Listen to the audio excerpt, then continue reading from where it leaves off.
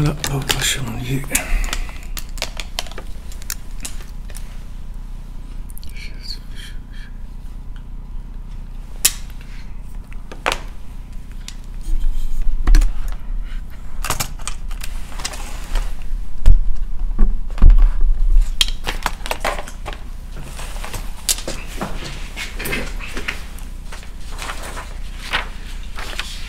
Boker Tov, les amis, shalom à tous et à toutes. Voilà, une bonne journée de bracha, d'atzlacha, bezat Hashem, dans tous les domaines, pour tout le monde, que des bonnes nouvelles, bezat Hashem. De la paix, de la tranquillité dans le monde, de l'honnêteté, de la droiture, bezat Hashem. Alors, donc, comme je vous disais hier, on refait le Kitsour, c'est-à-dire le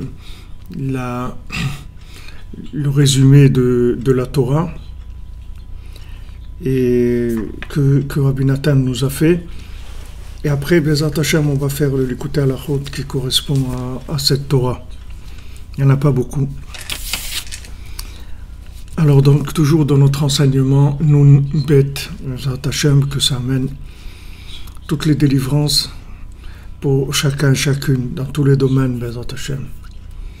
La refoua, la parnassa, tout ce que vous avez besoin, le mariage, l'entente dans les couples, la patience, tout ce qu'il faut, la joie, la parnassa, la joie de vivre, itkarvut au tzaddik, qu'on se rapproche, qu'on a le mérite de se rapprocher de Rabbeinu, d'avoir la emunat rachamim. Alors, Rabbi Nathan, il rapporte, Tzarich kol echad lirot sheyeh nichlal beshorsho. Chacun doit faire en sorte de s'inclure dans sa racine, dans son origine. Lui kalel beshorsho tzarich sheyeh lo bitul. Maintenant, pour s'inclure dans sa racine, il faut qu'il ait du bitul, c'est-à-dire de la soumission à Hashem. V'yefshar lavo lidei bitul ki ma lidei hitbodedut. Maintenant, pour arriver au bitul, à cette soumission, ça n'est possible que par l'hitbodedut, c'est-à-dire par l'isolement et le dialogue avec Hashem. Qui a l'idée chez mitboded beno le ben kono, parce que par le fait qu'il va s'isoler entre lui et son créateur, avec ça il peut tout annuler, ou les dabek be Hashem itbarach, ou les kalel beshorsho, et s'unir avec Hashem et donc s'inclure dans sa racine. Donc ici tout est dit, voilà, dans ces quelques mots, tout est dit, c'est-à-dire c'est le plan, c'est l'architecture de toute la Torah, de tout cet enseignement-là. Et donc le but, c'est que, comme il dit Chovet al-Vavot, pas Chovet al-Vavot, mais Silat Yesharim, il faut voir que chacun, il doit savoir qu'est-ce qu'il est venu faire ici sur Terre. Chacun, d'abord, la première chose à faire, c'est savoir qu'est-ce qu'on est venu faire ici. Alors ici, on est venu pour s'inclure dans notre racine. En fait, la naissance, c'est un moment d'attraction terrestre et de distraction par rapport à notre origine. Notre origine, c'est d'être avec Hashem. Notre origine, c'est que notre âme est divine, c'est-à-dire que notre âme est une partie d'Hachem. La vitalité qu'il y a en nous, c'est en fait une partie d'Hachem. Et on est venu dans ce monde pour se réinclure dans cette partie d'Hachem. Maintenant, tout ce qu'il va y avoir depuis le jour de notre naissance jusqu'à la fin, c'est qu'il va y avoir des tentations, c'est-à-dire des intérêts opposés, des choses qui vont essayer de nous détourner de cela. Donc à nous à rester concentrés, connectés sur la raison pour laquelle on est venu ici. Donc ça, c'est, si vous voulez, c'est la base de données de notre venue sur Terre. On est venu sur Terre, on est des extraterrestres et on doit s'inclure dans ce qui est au-dessus du temps, au-dessus de l'espace, qui est la partie infinie qui est en nous, qui doit se connecter à l'infini. Voilà la raison pour laquelle on est ici, d'accord? Chacun il doit faire en sorte de s'inclure dans sa racine, c'est ce qu'il nous dit Rabbi Nathan. Donc la naissance, si vous voulez, c'est une déflagration, c'est une explosion dans le monde, dans la matière, et on arrive dans ce monde en tant qu'étranger, et petit à petit on commence à s'habituer, et tous les éléments qu'il y a sur Terre, ils vont nous attirer vers des... Si vous voulez, si on se laisse aller naturellement aux choses, c'est la distraction, c'est la force d'attraction terrestre, ce sont des choses qui vont nous détourner. Maintenant, si on commence à s'inclure vers le haut, à s'inclure dans Hachem, alors comme il nous a dit Rabbeinu, ensuite on va se rendre compte qu'en fait, tout ce monde-là, lui-même, est optimisé pour pouvoir s'inclure dans Hachem aussi. Puisqu'il existe le Shabbat, et que le Shabbat c'est Vaïchoulou Hashamayim Va'arez V'chot Tsevam, puisque le monde est capable de s'arrêter le Shabbat, puisque le Shabbat c'est si vous voulez, c'est la mise en... C'est la grève. Aujourd'hui, les gens ils font grève, ils travaillent pas. Pourquoi ils travaillent pas? Parce que ils veulent se faire entendre, ils veulent qu'on entende leur voix, ils veulent savoir, ils veulent qu'on sache qu'ils existent. Parce qu'on a tendance à les exploiter, et puis ils ont, comme on dit, ils ont pas leur mot à dire. Ils ont rien à dire du tout. Donc les gens, il y a des moments où ils craquent et ils ont envie de se faire entendre. Comme ils ont envie de se faire entendre, la première chose, c'est qu'ils font la grève. Alors le mot shvita, en hébreu, ça veut dire la grève. Le mot Shabbat, en fait, c'est qu'on fait la grève par rapport aux choses qui nous créent des distractions ou de l'attraction terrestre. Et l'heure d'Hitbodedut des doutes, le moment d'Hitbodedut des doutes tous les jours, c'est la même chose. C'est-à-dire, c'est un moment où on va créer une attraction vers l'au-delà qui va entraîner automatiquement une non-attraction terrestre, une non-distraction vers des choses qui nous font oublier pourquoi on est là. Alors, ce qu'il y a d'intéressant de voir, c'est que, en fait, tous les éléments qu'il y a sur Terre, ils sont aussi optimisables vers une inclusion dans l'infini. Mais seulement, a priori, ils jouent le jeu de l'homme. C'est-à-dire, si l'homme il décide de l'attraction terrestre, il décide de passer sa vie à oublier pourquoi il est venu ici et à consommer, alors les éléments, ils vont aussi aller dans son sens et ils vont apparaître comme des éléments de consommation. Mais si maintenant l'homme il décide de s'orienter vers une inclusion vers l'infini, alors tous les éléments vont l'accompagner dans cette inclusion vers l'infini. Parce que, si vous voulez, ils ont une double programmation. Ils ont une programmation extérieure, qui est le fonctionnement. Donc, comme on dit, en veux-tu, en voilà. Ok, tu veux manger, ben voilà du manger. Tu veux dormir, voilà dormir. Tu veux t'amuser, voilà t'amuser, etc. Ok. Et ils ont aussi, ils ont une fonction aussi de connexion à l'au-delà. C'est-à-dire que la nature, elle va nous inspirer à la connexion à l'infini.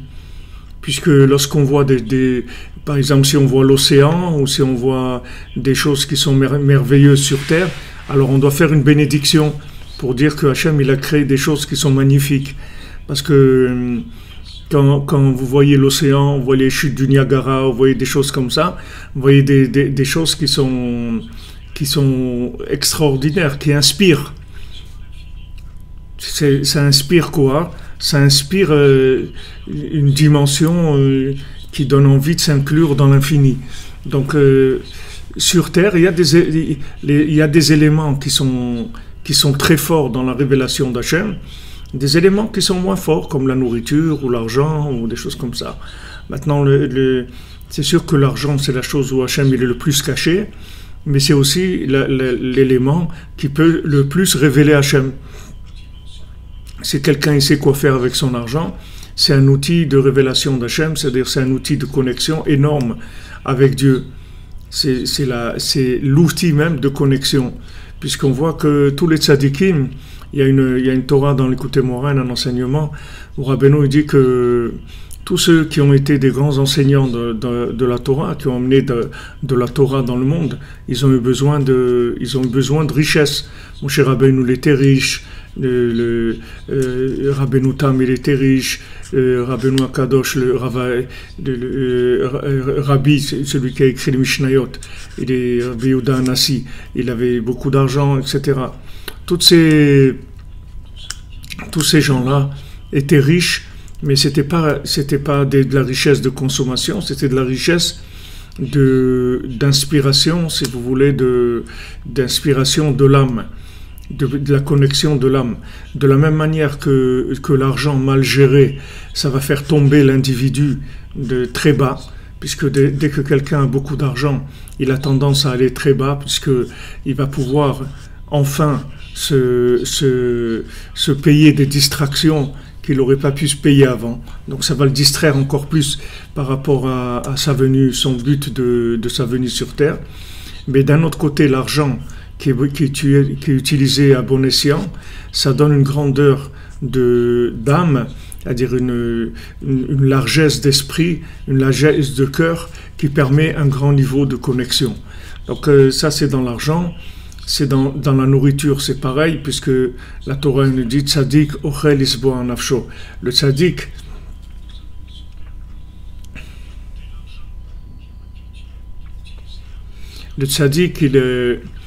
il mange pour nourrir son âme. C'est-à-dire que le Tzadik, il ne mange que pour ça. On voit Rabbi Nachman, il fallait que des gens lui parlent, le distraient un petit peu pour qu'il puisse manger. Sinon, il n'arrivait pas à manger. C'était quelque chose qui le repoussait tellement de manger, il n'arrivait pas. Alors, les gens, ils avaient besoin de parler avec lui, etc. Et quand ils parlaient avec lui, alors il arrivait à se nourrir. Donc, le tzaddik, lui, il est complètement dégoûté par le côté extérieur de la nourriture et il ne voit dans la nourriture qu'une possibilité de donner de l'énergie à son âme, d'augmenter son âme en éléments spirituels de manière à avoir une connexion avec une bande passante beaucoup plus large. Et comme ça, le tzaddik, il utilise tout comme ça. Tout ce qu'il y a dans le monde, il l'utilise pour se connecter. Donc si vous voulez, tous les éléments du monde sont connectables, mais vous ne vous en rendrez compte que quand vous aurez commencé à vous connecter vous-même.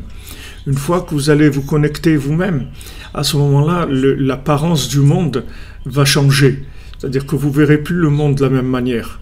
Le monde, lui, c'est le même, mais seulement vous ne le voyez plus de la même manière. Et le monde, il peut se voir de beaucoup d'angles possibles. Ça dépend soi-même quel genre de lunettes on a mis. Il y a des lunettes qui montrent le monde avril, quand est-ce qu'on mange, c'est-à-dire que le monde, un monde de consommation, c'est-à-dire quand est-ce qu'on va manger, quand est-ce qu'on va aller en vacances, quand est-ce qu'on va s'éclater, quand est-ce qu'on va faire ça, etc. Ok, toutes ces définitions-là. Alors si la personne elle veut voir le monde comme ça, alors avec ces lunettes-là, elle va le voir. Mais si cette personne-là, elle passe un moment tous les jours à parler avec Hachem, alors à ce moment-là, elle va voir que le monde, en fait, c'est un outil de connexion extraordinaire, que la vie, c'est merveilleux, et que dans ce monde-là, on fait des rencontres extraordinaires avec des individus, avec de la nourriture, avec de l'argent, avec des vêtements, avec des voyages, avec tout ce qui est à notre disposition sur Terre, ce sont des éléments qui permettent une connexion extraordinaire. Si Rabbi Nathan, il avait eu l'Internet, alors c'est sûr que le monde il aurait changé, parce que quand on voit comment il s'est battu pour imprimer quelques centaines de l'écouter Tfilot ou de l'écouter Moharan, comment il s'est, quel Messirut Nefesh, quel don de soi il a eu. C'était terrible, la vie était tellement difficile dans la matière. La matière, elle était tellement archaïque par rapport à ce qu'on a aujourd'hui, mais eux, c'était des géants de vouloir. Ils avaient un vouloir extraordinaire. Ils avaient une conscience de la vérité extraordinaire. Donc, il avait son imprimerie chez lui à la maison et avec tous les problèmes qu'il a eus, il est arrivé à imprimer l'écouté Moharan chez lui et l'écouté Tfilot et s'est faire un midot, c'est pour une maasiot et l'écouté Halachot et combien de choses que Rabbi Nathan il a imprimé chez lui avec un Messirut Nefesh incroyable, lettre par lettre et les corrections, les trucs et la peur toujours de la censure, des choses incroyables. Alors c'est sûr que si Rabbi Nathan il avait l'internet et il pouvait parler sur les réseaux sociaux, il aurait fait ça 22 heures par jour puisqu'il dormait 2 heures par jour. Donc 22 heures par jour, il aurait fait que ça.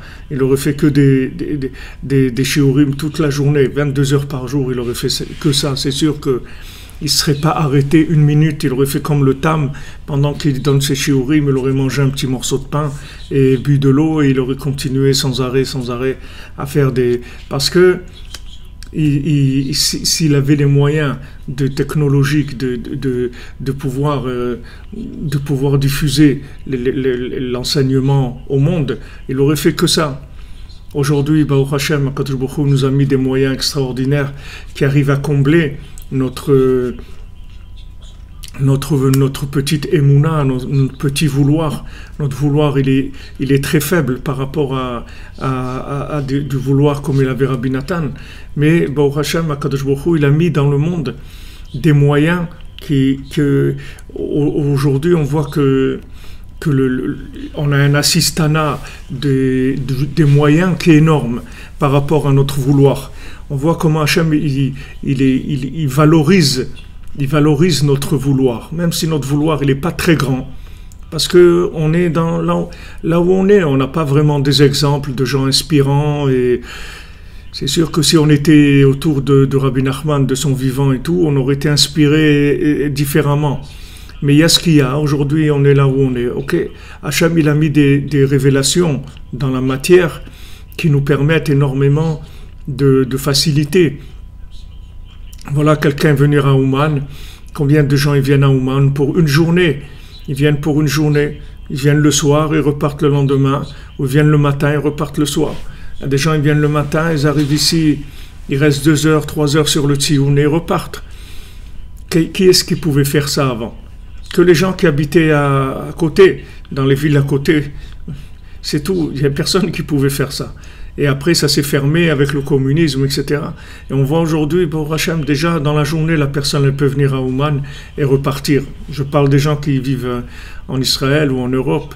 Bien sûr, les Américains, c'est autre chose. Mais les Européens, les gens qui sont en Europe, en Afrique, dans les pays autour de la Méditerranée, etc., peuvent venir dans la journée, retourner. Maintenant, ça, c'est extraordinaire. C'est des facilités extraordinaires. La communication, elle est extraordinaire. Les facilités de communication, c'est merveilleux. C'est venu on voit que la matière, elle nous aide à la connexion. La matière, elle est amie avec nous. C'est-à-dire, elle nous aide.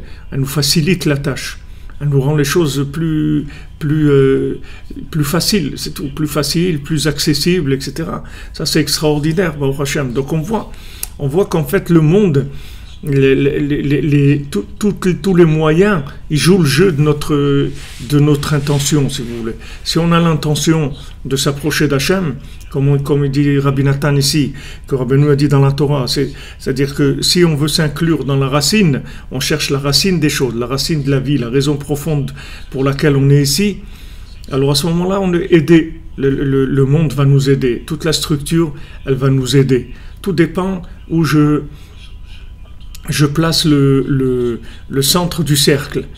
Là où je mets le centre du cercle, alors le périmètre il va se tracer autour par rapport où j'ai passé l'axe principal. Quel est l'axe principal de ma vie? Je suis venu pourquoi?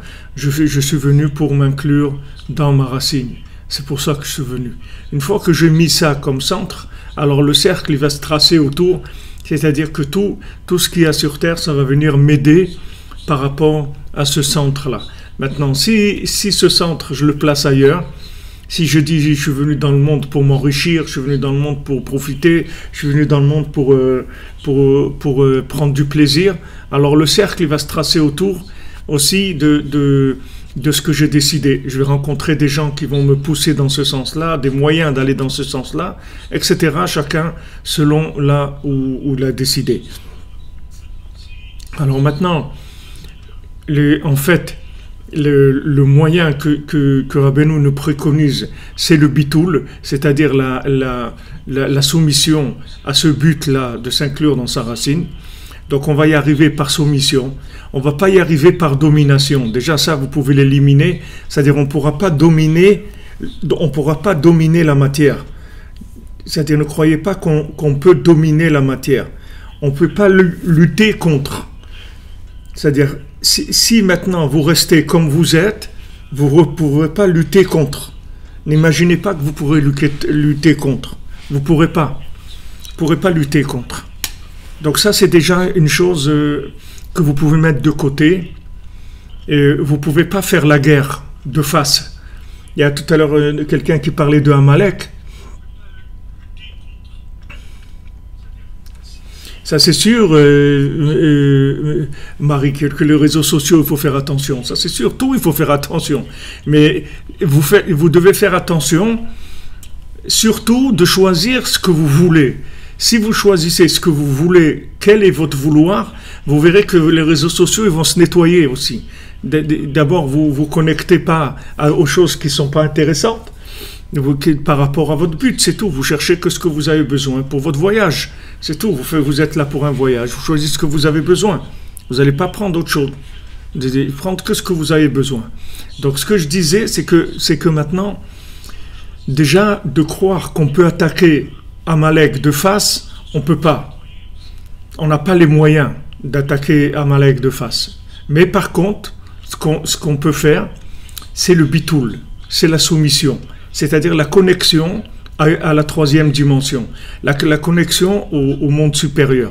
Avec la connexion au monde supérieur, on va acquérir la force pour pouvoir complètement se libérer de Amalek. Donc il ne va pas, si vous voulez, en fait, on n'a pas à se plaindre contre le mal, puisque le mal, il se nourrit du bien qui est en nous. Le mal n'existe pas. Tant que vous voyez du mal sur terre, c'est que le bien, il n'est pas à sa place, c'est tout. Mais le mal n'existe pas. C'est-à-dire le mal en lui-même, il n'a pas une existence. C'est-à-dire qu'il ne peut pas se connecter à l'infini. Tandis que nous, on peut se connecter à l'infini. Le mal, il y a quelque chose d'extraordinaire. C'est que le mal, il n'a aucune connexion avec l'infini.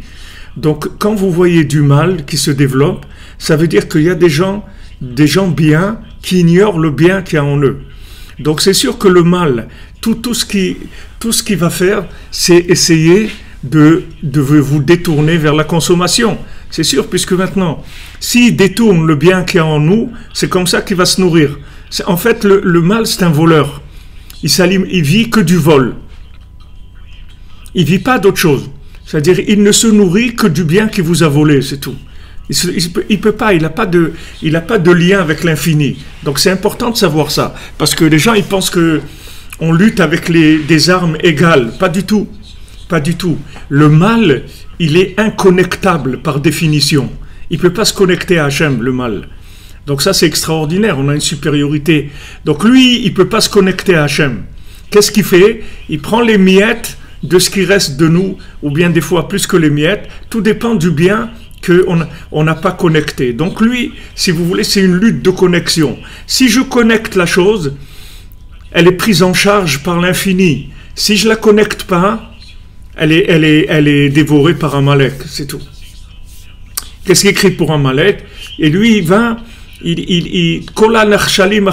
tout ce qui traîne derrière toi, tout ce que tu as laissé traîner, comme on dit, alors lui vient, il se nourrit de ça, de tout ce que tu as laissé traîner. Donc il ne faut pas laisser traîner. il faut pas laisser traîner les choses. Il faut pas laisser traîner de choses. Il faut tout connecter. Dès que maintenant j'ai connecté la chose, il peut plus l'utiliser. C'est fini. Il peut plus prendre de cette chose-là. Elle est protégée. Elle est protégée, elle a été connectée à l'infini, donc il ne peut plus y avoir accès. Donc vous voyez le schéma de la guerre comme il se passe. C'est-à-dire que du moment où maintenant j'ai connecté la chose par le dialogue avec Hachem, la chose il ne peut plus l'utiliser. J'ai fait une bénédiction avant de manger, il peut plus avoir une part à ma nourriture, c'est fini. C'est fini, il ne peut plus prendre part à ma nourriture. Parce que j'ai connecté ma nourriture. J'ai donné 10% de ce que je gagne comme argent. Ça y est, les 90%, ils sont connectés. Il ne peut plus les prendre. Il ne peut plus détourner. Donc, c'est comme ça qu'on va lutter contre lui. Puisque ici, Rabbeinu nous parle de bitoul. Ça veut dire que maintenant, si tu veux t'en sortir, tu as besoin d'aide. Comment tu vas être aidé? Par le fait que tu vas te soumettre à des énergies supérieures, tu vas te soumettre à Hachem. Quand tu vas te soumettre à Hachem, toute l'emprise du mal va disparaître. En fait, lui, il a une emprise sur les parties qui ne sont pas connectées chez nous. Tout ce qui n'est pas connecté chez nous, ça va chez lui. Donc, lui, il peut se nourrir de ça. Amalek, il se nourrit de ça. Le Satan, il se nourrit de ça. Toutes les forces négatives, elles se nourrissent du bien qui n'est pas exploité dans son potentiel de connexion. Puisque tout bien a une possibilité d'être connecté. On voit jusqu'où ça va quand Rabbeinu dit à sa fille Sarah, la fille de Rabbeinu Sarah, elle est enterrée à Kremenchuk. Kremenchuk, c'est à peu près à 350 km de Ouman. La fille de Rabbeinu, elle est enterrée là-bas, Kremenchuk. Et Sarah, une fois, Sarah, elle est venue, elle a dit à Rabbeinu, papa, j'ai des problèmes avec ma servante. Ma servante, elle me fait des problèmes, elle me fait des soucis. Alors, Rabbeinu lui a dit, pourquoi t'as pas prié sur ça quand tu étais sous la roupa, quand tu étais sous le dénuptial? Pourquoi tu n'as pas prié pour ça sous le dénuptial?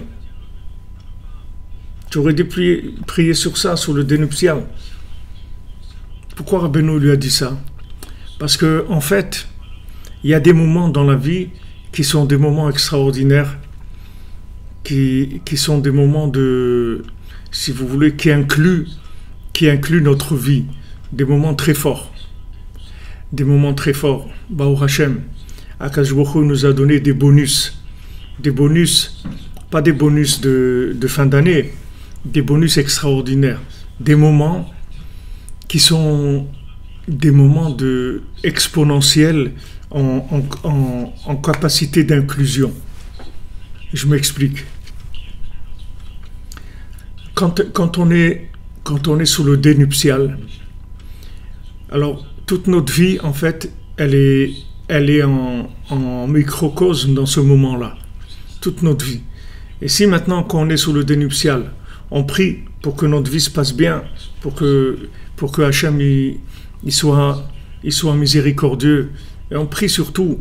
On prie sur la santé, on prie sur la parnassa, on prie sur le shalom, on prie sur le shalom bayit, on prie sur les enfants, on prie sur tout ce qu'on peut avoir à l'esprit, de ce qu'on va avoir besoin et les difficultés qu'on peut passer dans ce monde. On prie sur ça à ce moment-là. Alors c'est un moment très très fort au point de vue connexion, puisqu'en fait la choupa, c'est un moment de connexion énorme, puisque maintenant ce sont deux parties, une partie solaire, une partie lunaire qui se rencontrent et qui vont fusionner. Donc c'est un moment de connexion énorme. Donc là la prière, elle est très très forte, et on peut demander beaucoup de choses, et on peut aussi, Bezrat Hashem, être exaucé à ce moment-là sur des choses extraordinaires qui sont des connexions où on peut se débarrasser du mal. Alors maintenant, voilà la situation. Sarah, la fille de Rabbeinu, elle a un problème avec sa servante, d'accord? Elle lui fait des misères, comme on dit, ok. Elle parle avec le Rebbe Le Rebbe lui dit pas paye-la plus ou fais ça ou fais ça. Le Rebbe lui dit pourquoi tu n'as pas prié sur ça quand tu étais sous la roupa? Pourquoi tu n'as pas prié sur ça quand tu étais sous le dénuptial? Qu'est-ce que Rabbeinu il a voulu lui apprendre par là? Rabbeinu il lui montre d'abord que le problème, c'est pas lui le problème. Le problème, c'est que cette situation, elle n'a pas été connectée. C'est ça le problème. Le problème, c'est que le rapport avec la servante, avec la femme de ménage, je ne sais pas comment elle l'appelait, puisque avant c'était des dames qui faisaient pas que le ménage, faisaient à manger, faisaient beaucoup de choses. Le rapport avec cette employée-là, cette servante, il n'a pas été connecté. Donc du moment où il n'a pas été connecté, il est pris par le côté négatif et il commence à nous faire des misères. Donc quand vous voyez que quelque chose vous fait des misères, il faut aller tout de suite le connecter. C'est comme ça que vous allez enlever l'emprise de la possibilité de vous faire des misères. C'est-à-dire que si maintenant vous connectez cette chose-là, il n'y aura pas de misère. Quand Rabbeinu dit, pourquoi vous laissez Hachem faire des décrets dans le monde, faites Hitbo des doutes. Il n'y aura plus de décrets dans le monde. Donc en fait, quand je vais faire Hitbo des doutes, je fais de la connexion, d'accord? C'est une séance en fait de connexion. C'est une séance de connexion, c'est-à-dire que quand je vais parler avec Hachem, chaque mot que je vais dire, ou chaque désir que je vais avoir de parler avec lui, uniquement déjà ma disponibilité de temps et ma disponibilité de cœur, ça c'est déjà énorme, c'est de la connexion énorme. Après, si j'arrive à parler, alors ça va devenir quelque chose d'extraordinaire, si j'arrive à parler. Alors maintenant, voyez comment il fonctionne le système. Tout ce qu'il y a à ma disposition est connectable. Ce que j'ai connecté, ça marche bien. Puisque maintenant, du moment où je l'ai connecté, d'abord, il est optimisé dans son fonctionnement véritable par rapport à son but ultime, il est optimisé. Et de là même, il est plus utilisable par la Sitra Achara, puisque la Sitra Achara, c'est un grand distributeur de consommation. Donc maintenant, quand je prends ces choses-là et que je l'ai optimisé dans de la connexion, elle ne peut plus être consommable. C'est-à-dire que le côté consommateur, il n'y est plus. Il n'y a plus 60 millions de consommateurs, c'est fini. C'est fini parce que du moment où j'ai pris cette chose-là, je l'ai connectée, cette chose-là, elle s'est inclue dans l'infini, et le côté temporaire, le côté consommateur, il a disparu de la chose. Donc voilà la méthode que Rabbeinu il nous propose, que la méthode qu'il nous donne, et qui est une méthode extraordinaire et très facile, et tellement puissante, tellement merveilleuse. Vous vous rendez compte, vous parlez avec Hachem, un moment tous les jours, ça répare tout. Vous vous réparez à vous réparez tous les éléments qui sont en rapport avec vous, comme il nous a dit. Et tout le monde entier s'inclut dans l'infini avec lui. C'est magnifique. C'est une inclusion du monde entier dans l'infini grâce à mon moment d'Hitbo des doutes avec Hachem. C'est beau, c'est beau, c'est merveilleux et c'est facile. Et c'est la seule solution si vous voulez vous débarrasser du souci, des choses qui vous font souffrir. C'est la seule méthode qui va éliminer le mal complètement. Parce que si vous faites la guerre avec le mal, vous n'allez jamais vous en sortir. Parce que quand vous allez faire la guerre avec lui, vous rentrez sur son terrain. Quand vous rentrez sur son terrain, vous n'en sortirez jamais. Parce que c'est son terrain, la guerre. Il est plus fort que vous. Vous ne pouvez pas gagner. Parce que lui, il aime la destruction. Il aime la destruction. Il aime la consommation ultime, qui est la mort, qui est le suicide. Si vous voulez, le suicide, c'est l'acte de plus grande consommation qui existe, c'est le suicide. Puisqu'une personne qui se suicide, ça veut dire qu'elle décide de plus vivre. Alors que ça, elle n'a pas le droit de le faire, puisque le seul qui peut décider d'enlever la vie à quelqu'un, c'est Hachem. Donc maintenant, tout ce qui est destructeur dans le monde, vous ne pouvez pas faire la guerre avec eux. Rabbi Nathan, quand il avait les gens qui étaient opposés à lui, des chassidim, des religieux qui étaient opposés à lui, qui voulaient le tuer. Alors jamais il a voulu faire la guerre avec eux. Pourtant, Rabbi Nathan, il avait les aristocrates d'Ouman, les philosophes d'Ouman, que Rabbeinu l'avait rapproché. Il avait Hirschberg, et Landau, Wiesel, il avait ces gens-là qui étaient des gens très très introduits chez le tsar. Ils ont supplié Rabbi Nathan, ils dit laisse-nous juste les chasser du pays, c'est tout. Les chasser du pays, c'est tout. On ne va pas leur faire de mal, juste les rendre par ces personnes non résidentes dans le pays, on les sort, et c'est tout, comme ça ils te laissent tranquille. Rabbi Nathan, il n'a jamais voulu.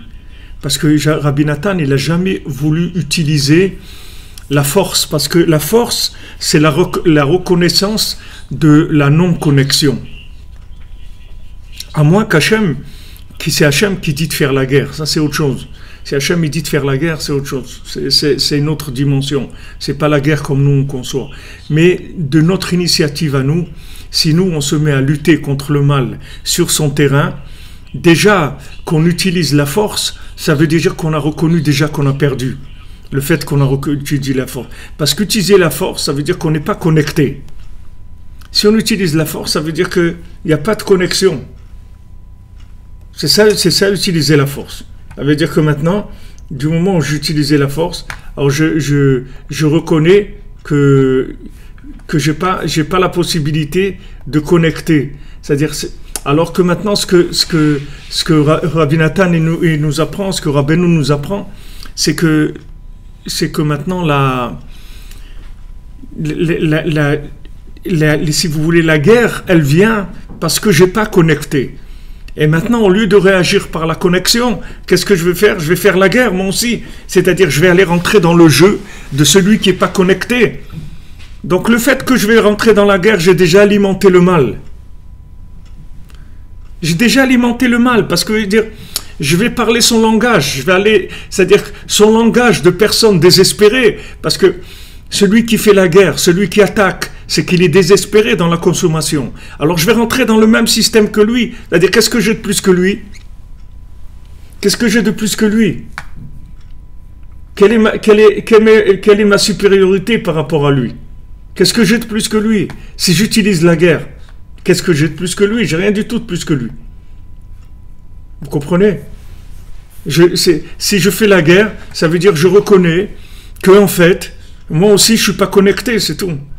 C'est-à-dire que je reconnais que cette chose-là, cette situation, elle n'est pas connectable. Et il n'y a pas un plus grand désespoir que ça, que de dire c'est pas connectable. Comment c'est pas connectable? Tout est connectable. Justement, cette situation, elle est venue parce que je n'ai pas connecté. Donc, qu'est-ce que je suis en train de faire? Quelle réaction j'ai? Je suis en train de faire la guerre. Alors que maintenant, cette situation, exactement comme il dit Idriss, battre le mal par le bien. J'ai quelque chose, c'est comme si vous avez quelqu'un qui est en train de se battre, il peut appeler du renfort pour l'aider, et il n'appelle pas le renfort, il continue tout seul. Là, vous êtes en face d'une situation où il y a du mal, d'accord? Maintenant, d'où il vient ce mal? Ce mal, il vient de l'obscurité, d'accord? Alors vous allez rentrer dans l'obscurité avec lui. C'est pas ça qu'il faut faire. Il faut allumer la lumière, c'est tout. Vous allumez la lumière, le mal, il a disparu, c'est tout. Des fois, quelqu'un, il se trouve dans l'obscurité, il voit des formes, des trucs, des ça. Alors, allume la lumière, tu vas voir qu'il n'y a pas de forme, il n'y a rien du tout. Il n'y a rien du tout, il n'y a personne. Il n'y a personne. Mets de la lumière, tu verras qu'il n'y a personne. Parce qu'en fait, ce mal-là, il s'oriente, ce mal-là, il s'alimente du fait que le bien n'est pas développé, c'est tout. Donc il ne faut pas aller nous aussi alimenter le mal en faisant le mal. Une fois, il y avait Rav Yudel. Rav Yudel, c'était un des plus grands élèves de Rabbeinu. Il faisait des miracles. Rabbeinu lui avait donné le lien des Pidyon. Il faisait beaucoup de miracles, Rav Yudel. C'est lui qui a fait un mikvé à Rabbeinu une fois que Rabbeinu était en voyage. Il avait besoin d'un mikvé. Alors Rav Yudel, il a tracé un cercle par terre comme ça dans la forêt.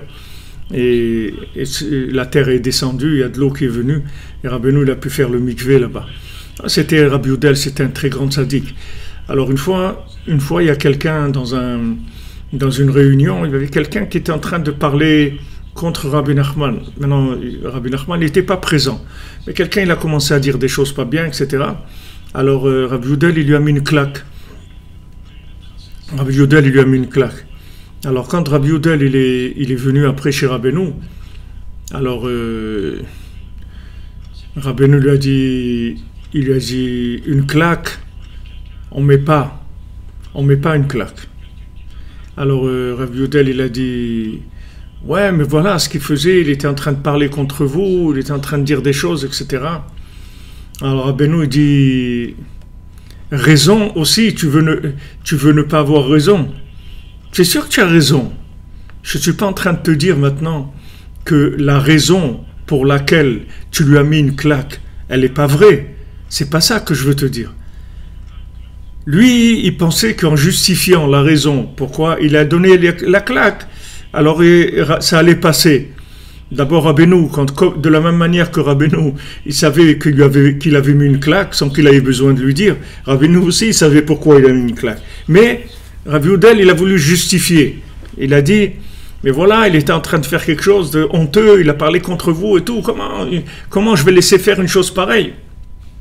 Alors Rabbeinu lui dit, qu'est-ce que tu veux? Raison aussi, tu veux pas avoir raison? C'est-à-dire, Rabbeinu lui a dit, tu crois? Il dit, qu'est-ce que tu veux dire? Que maintenant, la raison pour laquelle tu as mis une claque, c'était une bonne raison? Oui, tu as raison. C'est sûr que tu as raison, 100%. Mais une claque, on ne met pas. C'est pas que Rabbeinu lui a dit que la raison n'était pas bonne. La raison, elle est bonne. Mais la méthode, elle n'est pas bonne. Tu as raison. L'autre, il fait du mal. Tu as raison. Mais la guerre, c'est pas bon. C'est pas la méthode. C'est tout. La guerre, c'est pas la méthode. L'autre, c'est vrai. Ce qu'il fait, c'est pas bien. Je suis entièrement d'accord avec toi. Tu as raison, 100%. Pas de problème. Tu es comme on dit, dans tes droits, il n'y a pas de problème, c'est toi qui as raison. Mais la guerre, tu ne fais pas. Parce que si tu fais la guerre, en fait, tu es en train de déconnecter cette situation-là. Au lieu maintenant de connecter cette situation, tu es en train de la déconnecter.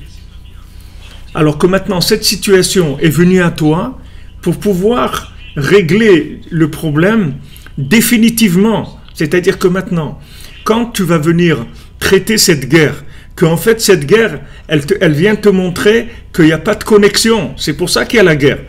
Pourquoi ces gens-là, ils ont du pouvoir? Ce pouvoir, il vient du manque de connexion à Hachem. Quand vous prenez, par exemple, vous prenez une maison, vous allez trouver des moucherons, des trucs comme ça, c'est parce qu'il y a quelque chose qui a pourri dans la maison. Il y a quelque chose qui est pourri. C'est pour ça qu'il y a des moucherons. Ces moucherons, ils ne viennent que quand il y a des choses qui sont pourries. S'il n'y a pas de choses pourries, ces moucherons ne viennent pas. Les moucherons, ils viennent que s'il y a des choses qui sont en décomposition. Ok? Quand il y a de la guerre, que ce soit une guerre générale, au niveau universel, que ce soit dans un pays, que ce soit dans un individu, dans sa vie, en fait, ces gens-là, d'où ils ont le pouvoir de pouvoir m'embêter, c'est parce qu'il y a des éléments dans ma vie que je n'ai pas connectés. Et eux, ils sont là pour utiliser ça, c'est tout. Eux, la sitra achara, le côté négatif, ce sont des voleurs. Ils volent le bien et après ils l'utilisent pour nous faire du mal. C'est comme ça qu'ils fonctionnent. Donc maintenant, quand tu vois que tu as des soucis, quand tu vois qu'il y a des gens qui te font des misères, des situations qui ne marchent pas, va vers Hachem. Connecte cette situation-là par l'aïdbo des doutes. Va t'isoler avec Hachem et dis, regarde Hachem, je sais que ces gens-là, en fait, ce sont des démons qui s'alimentent des forces du mal. Ils s'alimentent des forces du mal. Ok. Moi, je ne vais pas rentrer dans leur attitude démoniaque. Moi, ce que je veux, c'est faire tchouva. Je veux te dire, Hachem, qu'il y a beaucoup de choses dans ma vie que je n'ai pas connectées. et je continue à faire des choses qui sont pas connectées. Alors aide-moi, je veux faire tchouva. Sache Hachem que moi, ce que je veux faire, c'est que le bien. Et je veux faire que c'est ce que tu veux. Je veux faire que ta volonté, c'est tout. Mais j'ai des faiblesses et je me fais avoir. Et voilà, je tombe des fois dans des bêtises, etc. Mais sache que c'est pas ça que je veux. Du moment où la personne, elle vient vers Hachem et elle reconnaît qu'elle a fait des choses qui sont pas bien. Mais même s'il a fait des choses pas bien. Mais maintenant, le côté négatif, il n'aura plus d'emprise sur lui. Pourquoi? Parce qu'il a pris la situation, même négative, il l'a connectée. Même en reconnaissant que c'est son tort. C'est lui qui a tort. Parce qu'il a laissé c'est lui qui a laissé la situation se dégrader. C'est-à-dire que c'est lui qui a fait des bêtises. Donc quand il a fait des bêtises, il a fait passer de l'énergie dans le côté négatif. D'accord? Même ça, même le fait qu'il a passé l'énergie dans le côté négatif, il peut la récupérer et l'amener vers le côté positif uniquement en discutant avec Hachem. Et à ce moment-là, il va se passer quelque chose d'extraordinaire.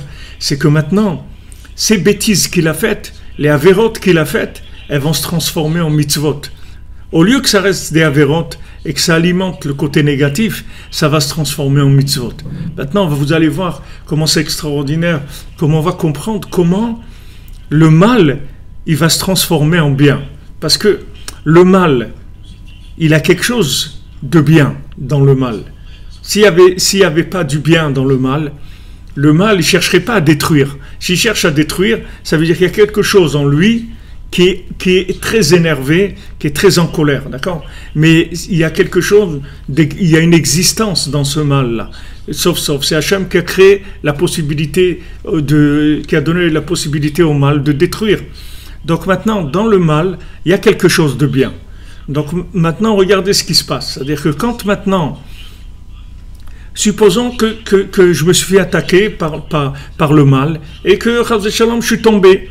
J'ai fait un leshon hara, j'ai fait quelque chose qu'il ne fallait pas faire, j'ai volé, j'ai menti, j'ai fait quelque chose qu'il ne fallait pas faire, d'accord? Maintenant, quand je viens devant Hachem, et je lui raconte, je dis, regarde Hachem, maintenant j'ai fait cette chose-là, voilà, j'ai volé, j'ai menti, j'ai dit quelque chose de pas bien, ok. Je te demande pardon, c'est pas ça que je veux faire, moi je veux pas faire ça. Moi, c'est pas ça que je veux faire. Moi, je veux pas faire du lashon hara. Moi, je veux pas voler. Je veux pas mentir. Alors, quand je fais ça, qu'est-ce que je fais? Je récupère l'énergie, le bien qui était en moi et qui est tombé de l'autre côté parce que j'ai fait telle bêtise, d'accord? Parce que j'ai volé. Alors, le bien qu'il y avait en moi, il est tombé dans le côté du mal. Mais maintenant que je parle avec Hachem, je récupère ce bien. Et non seulement ce bien, mais le bien qui se trouvait déjà dans le mal. Ça aussi, je le récupère. Donc c'est pour ça que quand maintenant je fais de beaux des doutes, quand je viens parler à Hachem, non seulement je répare la chose, mais je ressors gagnant. C'est-à-dire je sors plus riche qu'avant que j'ai été appauvri. Je sors plus riche qu'avant que j'étais appauvri. C'est le maaseh que Rabbeinu, le maaseh que Rabbeinu, l'exemple que Rabbeinu a raconté. Il a dit une fois, il y a quelqu'un qui allait travailler. Avant, les gens, ils allaient travailler des mois et des mois pour rentrer à la maison. Ils allaient faire les marchés dans tout le pays, etc. Donc, ils rentraient à peu près 2-3 fois par an à la maison. Tous les 3-4 mois ou 6 mois, ils rentraient à la maison. Donc, il y avait un monsieur, un chassid comme ça. Il est parti, il faisait les marchés, ok. Maintenant, quand il revient chez lui, il se fait attaquer par un voleur. Ok, ce voleur-là, il avait un fusil, une arme, donc il le menace, etc. Alors il lui donne tout ce qu'il avait comme argent, tout ce qu'il avait gagné pendant tous ces mois de travail. Et après il lui dit, regarde, ok, tu m'as volé tout ça, mais je te demande une faveur. C'est que maintenant ma femme, elle va jamais me croire.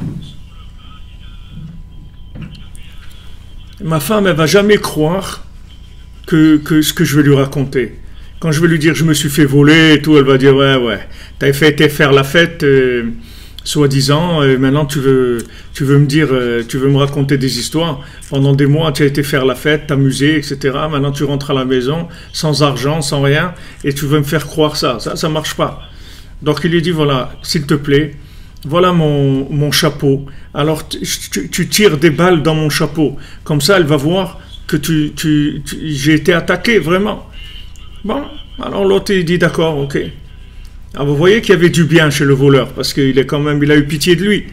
Et il dit d'accord, allez, il tire. Alors il dit non, une balle ça suffit pas. Alors il tire. Après il dit ça y est, j'ai plus de balles. Il dit avant qu'il n'y a plus de balles, il prend son bâton, il assomme le voleur et il récupère non seulement ce qui lui a volé, mais tout ce qu'il avait volé, le voleur aussi, il le récupère et il rentre chez lui enrichi avec sa parnassa, et tout ce que l'autre il avait volé, il a récupéré. Puisque celui qui vole d'un voleur, s'il ne sait pas à qui ça appartient, alors qu'est-ce qu'il va faire? Il ne sait pas à qui ça appartient, il ne doit pas le rendre, il a volé d'un voleur. Ok? Donc il est rentré chez lui enrichi. Donc ça c'est exactement la même chose. La situation, Rabbi Nachman il dit regarde, sois intelligent, ne te décourage pas. Tu vois que l'autre il t'attaque. En fait, quand l'autre il t'attaque, il est en train de faire des économies pour toi, en fait. Parce qu'il y a un jour où tu vas l'assommer. Et le jour où tu vas l'assommer, tu vas récupérer non seulement ce qui te revient, mais tout ce qui est à toi, mais tout ce qu'il a pris, le bonhomme. Tout ce qui s'est enrichi, tu vas le récupérer aussi.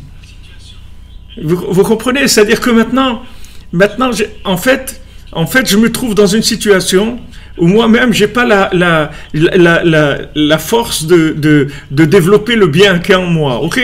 Alors, qu'est-ce que je fais? Il y a quelqu'un qui fait des économies pour moi. C'est l'Yetzer-Hara. L'Yetzer-Hara, il est en train de faire des économies pour moi. C'est-à-dire que maintenant, qu'est-ce qu'il fait? Il m'attaque, il prend le bien qu'il y a en moi, il prend le bien. Mais il faut lui dire, attends mon ami, tu vas voir un jour, tu vas voir.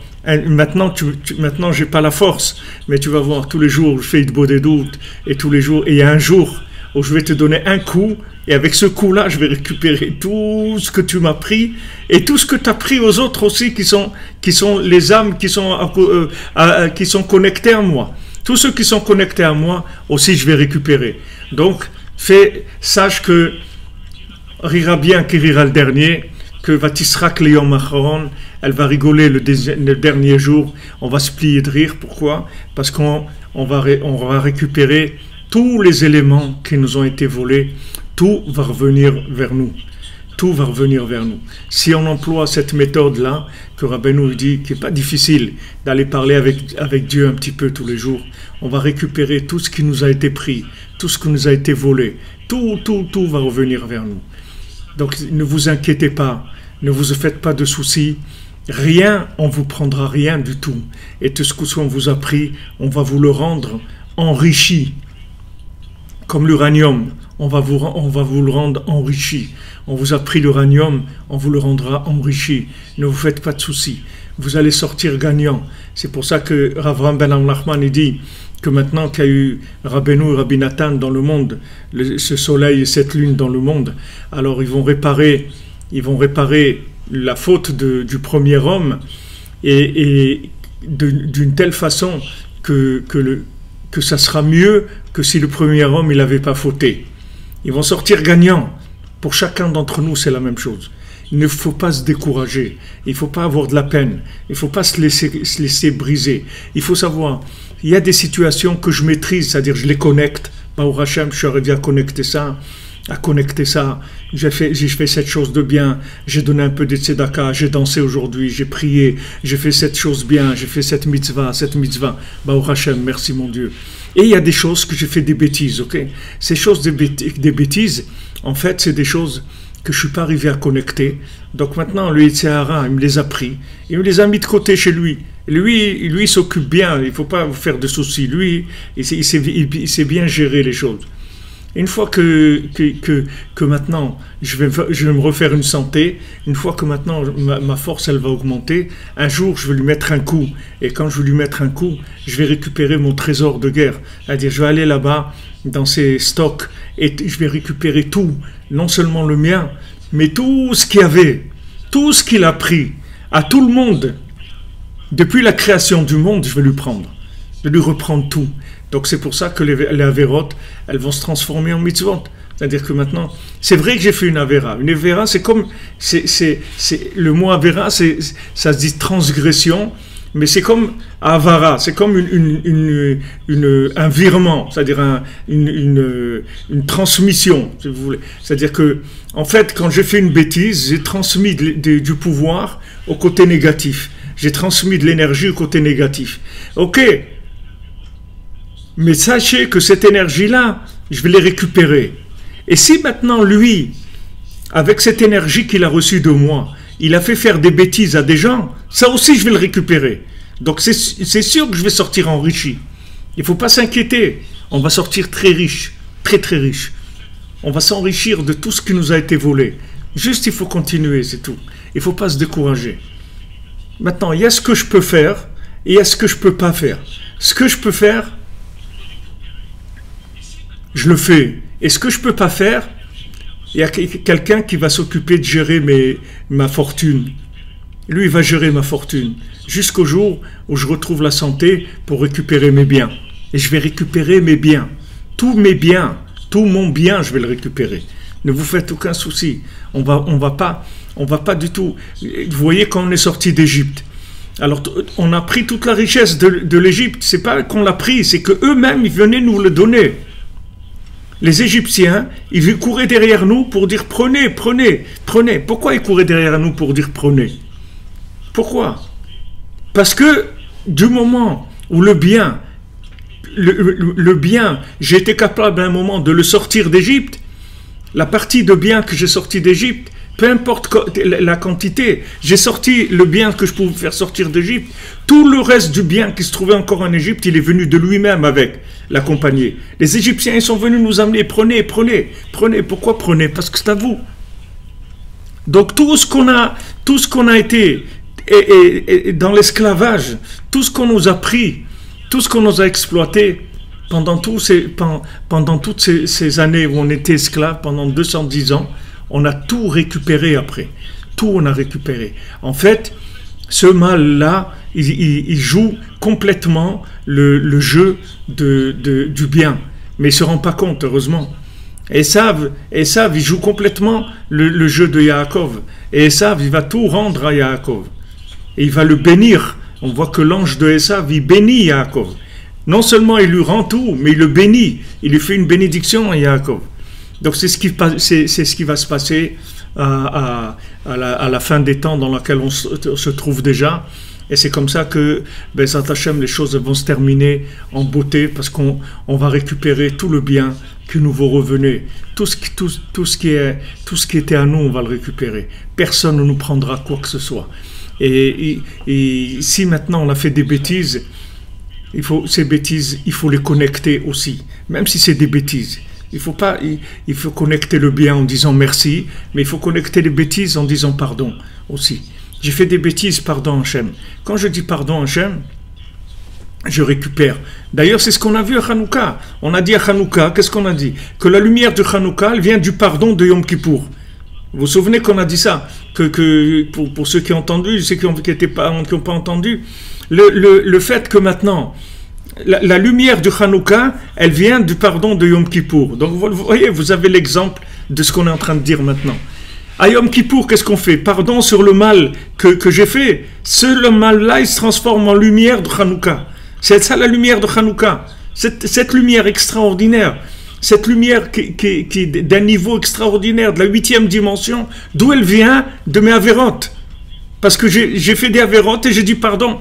Quand j'ai fait des avérotes, j'ai donné de la force au côté négatif, et maintenant je reviens récupérer mes biens. Je dis pardon à Hachem, donc je récupère mes biens, et ce bien-là, il va m'éclairer, il va me donner la bracha dans tout ce que je fais. Voilà, va Hachem, regardez Rabbeinu, regardez Rabbi Nathan, regardez quel cadeau que Hachem il a amené dans le monde. Qui est-ce qui sait des choses comme ça? Regardez cet enseignement des tzadikim, regardez qu'est-ce qu'il nous donne, regardez la force qu'il nous donne, regardez comment ils remettent les éléments à leur place. Rabbi Nathan, il dit, j'ai des paroles que si je les dis, j'enlève le libre arbitre aux gens. Ils n'auront plus de libre arbitre. Tellement ça sera une vérité tellement claire, tellement évidente. Alors les amis, voilà, il ne faut pas se décourager, il ne faut pas être triste, il ne faut pas être angoissé, il faut pas se sentir lésé. Il n'y a personne qui va vous léser dans le monde. Personne. Si vous faites Hitbo des doutes, tous les jours, un petit moment avec Hachem, parlez avec Hachem, le remercier, lui demander pardon et lui demander tout ce qu'on veut lui demander. Vous passez un petit moment tous les jours, avec ça, tout le bien vous a récupéré. Votre bien, celui de vos parents et de vos grands-parents, de vos ancêtres, jusqu'au premier homme. Tout le bien, vous allez le récupérer. Ne vous faites pas de soucis. Donc, il faut être joyeux, il faut dire merci mon Dieu. Merci mon Dieu que tu nous as donné un tzaddik comme Rabbi Nachman qui nous montre la vérité et qui nous a donné la méthode tellement facile, juste avec un petit moment qu'on passe avec Dieu, quelques paroles avec lui, regardez comment c'est extraordinaire. Alors, Be'etzlacha les amis, bonne journée, merci de votre présence. N'oubliez pas que c'est grâce à vous qu'on arrive à trouver ces choses-là. Tous ces enseignements, ils viennent de vous, Baruch Hashem. Si vous n'étiez pas là, ça ne viendrait pas. Si je peux vous garantir, ces enseignements, ils viennent de votre connexion à vous et de notre connexion tous ensemble. Et Bezat Hashem, quand vous allez voir qu'on va être plusieurs millions à écouter, vous allez voir la dimension de paroles qui vont sortir et qui vont permettre à tout le monde entier de comprendre la vérité, de comprendre que chacun, il a du bien en lui et que ce bien-là, il suffit de le connecter pour qu'il se développe, Bezat Hashem. Be'atzlacha, que des bonnes nouvelles, les amis. Que des bonnes choses, que des bonnes nouvelles, qu'on n'entende que des bonnes nouvelles. On ne veut plus entendre de violence, de crimes, de peine, de deuil, on veut entendre que du bien, que de la réussite, que des merveilles, Bezat Hashem. Be'atzlacha, merci de votre présence, de votre écoute, de votre soutien, Baruch Hashem, des gens qui nous aident à diffuser, des gens qui nous aident à construire le centre qui Bezat Hashem à Ouman. Ashrenu, Ashrechem. Merci.